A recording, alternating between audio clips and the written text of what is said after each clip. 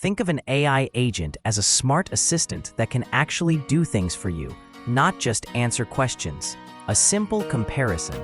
Regular AI, like a basic chatbot. You ask what's the weather, and it tells you. AI agent. You say if it's going to rain tomorrow, reschedule my outdoor meeting, and it checks the weather, looks at your calendar, and moves the meeting for you. The key difference. AI agents can take actions in the real world, send emails, book appointments, update spreadsheets, use tools like accessing the internet, calculators, or your apps, make decisions on their own about what steps to take, work toward a goal you give them, figuring out the steps themselves. A real-world example.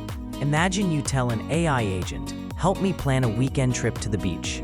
A regular AI would give you suggestions and tips. An AI agent would search for beach destinations near you, check the weather forecast, find available hotels, compare prices, maybe even book the hotel if you give it permission.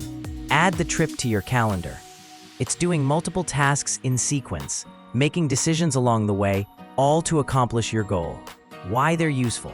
Instead of you doing 10 different tasks yourself, you give the agent one instruction and it handles the details. It's like having a personal assistant who actually completes tasks rather than just giving advice. Thanks for watching.